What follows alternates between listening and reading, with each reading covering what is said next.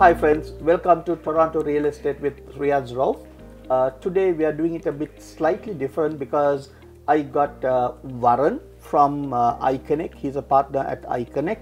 And Varan, thank you so much for spending time with us because being a family man, looking after the parents as well as the family and the two kids, and taking time off is not easy. But you made it for us, and thank you so much, Varan. It's a pleasure. I've always been working with you and Rushdi. Thank you for having me.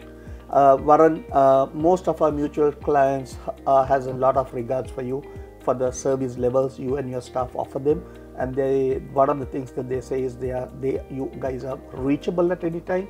And I think after the conversation, we'll put your links below so they can reach out to you if they need some advice and guidance with regards to it. Thank you. Having told that, Varan, the hot topic at the moment and also what's going on in the market, a lot has been spoken, written and rewritten and redefined about when the next interest rate cuts are going to be. We have had 5 pauses so far, and that has ignited the freehold market. And what's your industry and the mortgage industry and the mortgage professional thinking about it? It's a hot topic. No one has a crystal balls. Things are changing in terms of when the rates are going to be going up, coming down. Rate cut depends on the numbers comes out. Inflation numbers, GDP growth, and the job numbers. But in my opinion, I don't have a crystal ball, it's my opinion, the cut may begin in June 2024. That we are expecting the first cut, and it's going to translate into 2025. The prediction is prime rate will be below 3% by 2025. But the pause, as you mentioned, the 5 pauses, what that also means it's made an impact on the bond yields. So that's mean fixed rate has come down. Okay. Now you can get a 3-year term, 3-year fixed term below 5%. Oh, that's amazing. Like a 4.79, 4.99, below 5%. That's significant. So Varan, I'm going to put you on the spot on this because I know not from a political point of view, and as a realtor I could ask you, but I know you may have constraints as a mortgage professional. In my opinion, reading the economics of this country, what I think is the Central Bank of Canada did a huge error in 2021 by not increasing the interest rates and letting the inflation go up to close to 8%. Exactly. On the other hand, the same error is being done now by delaying the cut and letting the market drag on.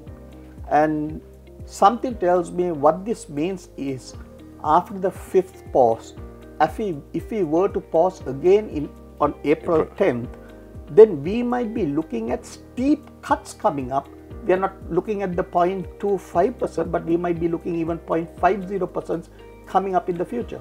And I kind of agree with it. If you look at the numbers are getting worse in terms of the job growth, and the GDP growth are not having. So you're right, like they paused it for too long. That's why they started aggressive rate cut literally 2 years back, March 2022. It's been 2 years. First 12 months was aggressive rate hikes. Now then we are pausing it.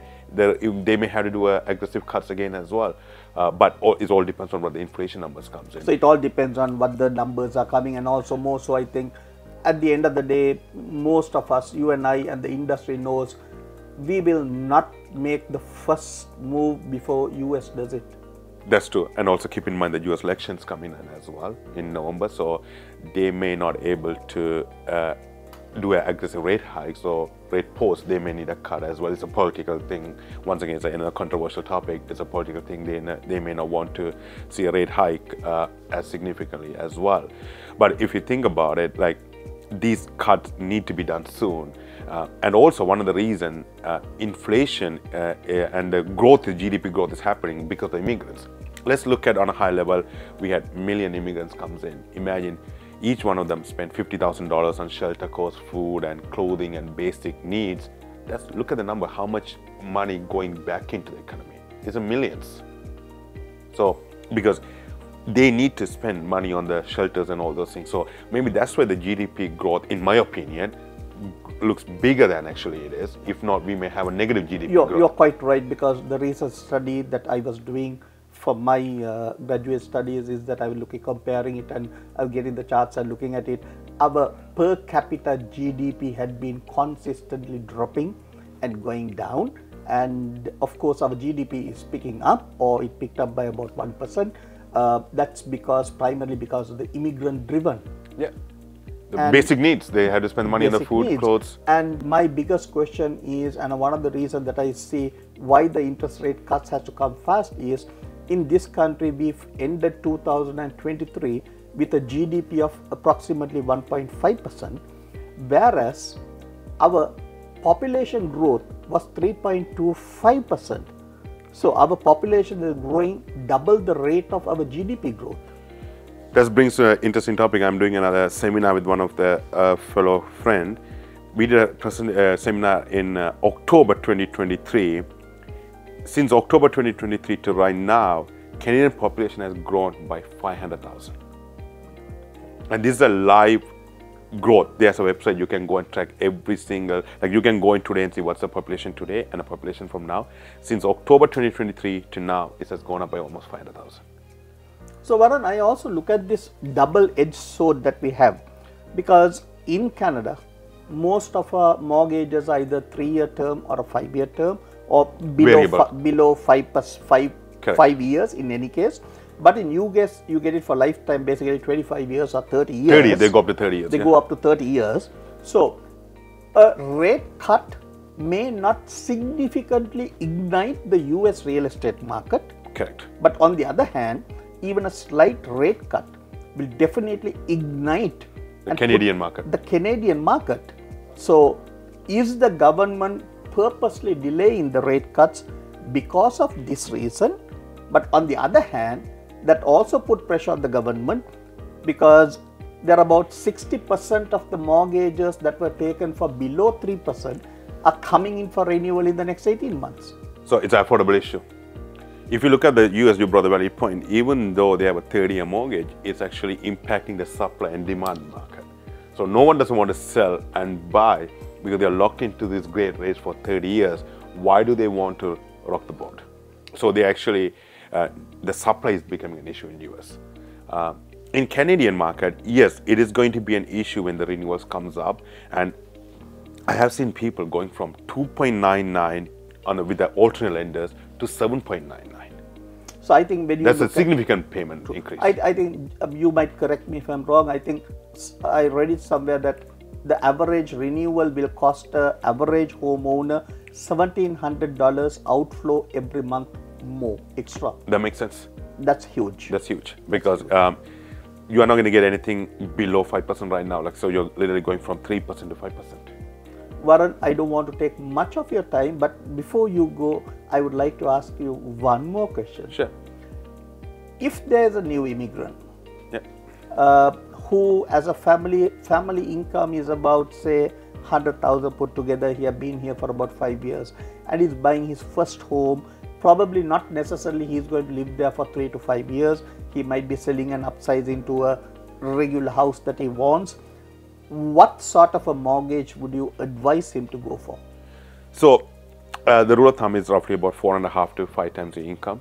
So roughly they're qualifying about a $500,000 purchase. Correct. Basically, he is looking at the first step. And just because I was looking at whether he should get a fixed or a variable, because I personally feel because the variable rates in the future will be dropping steeply, and also variable rate allows you to break the mortgage at any time to sell and upgrade to another house. Would you? Correct. Especially in this declining interest rate environment, the variable rate makes sense. And more than I recommend the variable, even though it has its own disadvantages in terms of the interest rate increasing environment, is the flexibility of selling and buying as well, right? So whoever's just established yourself in Canada, who's buying a 1-bedroom condo for $500,000, they're not going to keep the property for the next 5 years. They're going to sell and buy. So in order to avoid the significant prepayment charges, I would say the variable will be the best option. Okay. Sorry for asking you one more question. Sure. And I'll tax you on this one because you led me to that question. Because most of my clients, and probably yours, I suppose, are also having this myth saying when you have a variable mortgage, each time the interest rate goes up, your outflow of cash is also going to increase. But I believe that is true with one of the banks, but the other 4 banks, your payment are fixed anyways, but your principal payment declines and the interest payments goes within that range. Correct. So a couple of banks increase a payment to keep the amortization in line. Other banks, depends on how much go towards a principal and interest changes. And some banks, they just let it run. And some banks, they actually call you to make sure you are at least covering the interest. But I think that part is kind of over right now since we are going into the declining interest. So it's a good thing. Like even if you can keep the fixed payment, more payments going to go towards a principal if you set up the payment higher. Thank you very much, Varan, and wish you all the very best and have an awesome weekend. Thank you.